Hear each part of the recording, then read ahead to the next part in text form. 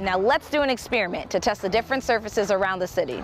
Now for this experiment, you're gonna need a bottle of water. You'll also need to start by identifying 3 different types of surfaces you would like to test. Now these can be hard surfaces like concrete or asphalt, or they can be soft surfaces like soil or even grass. Now I want you to make a hypothesis about which surfaces will absorb water and which ones will not. Now remember, a hypothesis is an educated guess about how changing one thing, your independent variable, will affect another, your dependent variable. I want you to go ahead and base your hypothesis on past observations during a rainstorm. It is best if you can use an if-then statement. Not sure how to get started? Let me introduce you to a few friends who can help us out. My name is Elisha Carcamo and I'm 18 years old. My name is Amaya Carcamo. We did an experiment to see how fast or how far water can run on different surfaces. We did an experiment on pouring water on 3 different types of land, on concrete, a grassy area, and a bushy area. They all had a downward slope to help the water go down.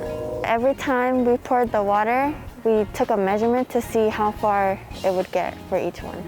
Our hypothesis was that on the water, on concrete, would go faster or further because it's a solid. I was shocked to see that even though we poured the same amount of water in the 3 different spots, the outcome was very, very different. When I poured the water on the concrete, it's actually spread pretty quickly, pretty fast. It didn't show any intentions of stopping, and it definitely, if there was any kind of oil substance on there, it would have spread downward pretty fast. On the grassy area, when we first poured the water, it did take a while for it to spread out, but then it did spread out, just not as much as it did on the concrete.